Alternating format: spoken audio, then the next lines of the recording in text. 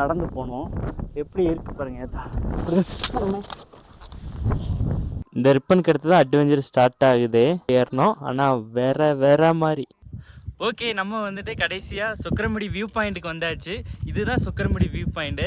ஆக்சுவலாக நீங்கள் எங்கள் கூட ட்ராவல் பண்ணணும்னா நீங்கள் வந்துட்டு பே பண்ணுற அமௌண்ட்டு 5:30க்கெலாம் சொக்கரமுடி என்ட்ரன்ஸுக்கு ரீச் ஆயிருங்க. அங்கே கொஞ்சம் ப்ரொசீஜர்லாம் இருக்குது. அதை முடிச்சுட்டு தான் நம்ம ட்ரக்கிங் போகிற மாதிரி இருக்கும். 500 பே பண்ணுற மாதிரி இருக்கும். பே பண்ணிவிட்டு நம்ம ட்ரக்கிங் ஸ்டார்ட் பண்ணிடலாம். இன்றைக்கி கொஞ்சம் மிஸ்ட்டு கூடுதல் இருந்தாலுமே நம்ம சன்ரைஸ் பார்க்க முடிஞ்சு கீழே இருந்து. ஸ்டார்டிங்லேயே எனர்ஜியை வேஸ்ட் பண்ணாதீங்க. என்ன மாதிரி கொஞ்சம் தூரம் நடந்து வந்ததுக்கு இழைக்குது. கைடுமே கூட்டு போகிற இடத்துல வந்துட்டு நிப்பாட்டி இங்கே நிற்கக்கூடாது, இங்கே உட்காரலாம், நீங்கள் உட்காந்து போங்க, இந்த மாதிரி எந்த இடத்துலையுமே வந்துட்டு பண்ணக்கூடாது, எல்லா இன்ஸ்ட்ரக்ஷனும் கொடுத்துட்டே போனார். நீலக்குறிஞ்சி பூ பூத்துருக்கு. ஸோ அதெல்லாம் பறிக்கூடாதுன்னு சொல்லிகிட்டு இருக்காங்க. அதெல்லாம் பறிக்க மாட்டோம், அதனால சொல்லிகிட்டு இருக்காங்க. இந்த சொக்கரமுடியை வந்துட்டு நான் ரெஃபர் பண்ணுறது வந்துட்டு கண்டிப்பாக வந்துட்டு யங்ஸ்டருக்கு மட்டும்தான் ரெஃபர் பண்ணுவேன். ஏன்னா இது வந்துட்டு மேலே நடந்து போக போக ரொம்ப ஸ்ட்ரிப்பாக இருக்கும். 3 கிலோமீட்டர் தான், ஆனால் இந்த 3 கிலோமீட்டர் நடந்து போகிறது ரொம்ப கஷ்டம். போக போக நீலக்குறிஞ்சி பூ நீங்கள் இஷ்டம் போல் பார்க்கலாம். இன்னும் சீசன் ஆரம்பிக்கலை, நான் 1 மாதம் தான் இருக்குது சீசன் ஆரம்பிக்க. சீசன் ஆரம்பிச்சிச்சுன்னா ஃபுல்லாக கலர்ஃபுல்லாக தான் இருக்கும். போக போக மிஸ்ட்டு கூட்டிகிட்டே இருந்துச்சு. நானும் விலாக் எடுத்துகிட்டு போனேன். நீங்களும் இந்த மாதிரி விலாக் எடுத்துகிட்டே போகாதீங்க, கொஞ்சம் சேஃபாகவே போங்க. சுற்றி நல்லா மிஸ்ட் ஆகி போச்சு. இன்னும் இருக்கிறதுனால நடந்து போனோம். எப்படி இருக்கு பாருங்க.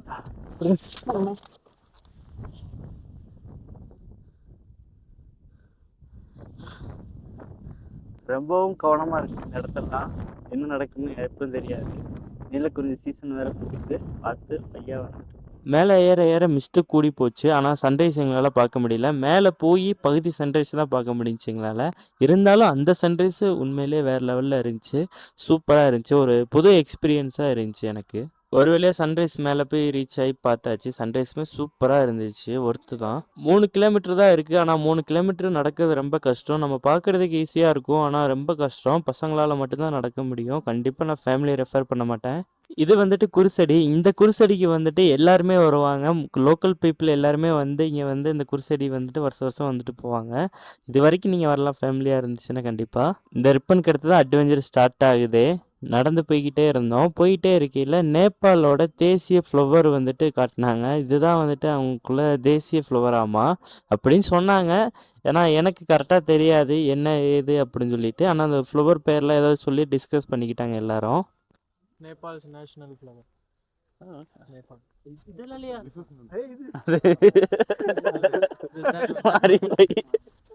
அப்படியே ஜாலியாக போயிட்டு இருக்கையில் நீலகிரி தாரை பார்க்க முடிஞ்சுங்களால. அது நல்ல ஸ்ட்ரிப்பில் நின்று மேய்ஞ்சிட்டு இருந்துச்சு. ஆனால் கொஞ்சம் சவுண்டு விட்டோன்னா பின்னாடி உள்ளவங்களுக்கு பார்க்க முடியாமல் போச்சு. ஆனால் அதுதான் எக்ஸைட்மெண்ட்டில் வந்துட்டு சவுண்டு விட்டால் பின்னாடி உள்ளவங்களுக்குலாம் பார்க்க முடியாது.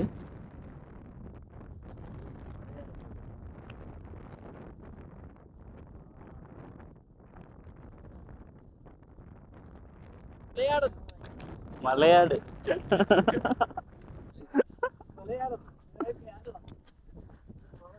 കേരളത്തിൽ ഉണ്ടെങ്കിൽ മലയാട്.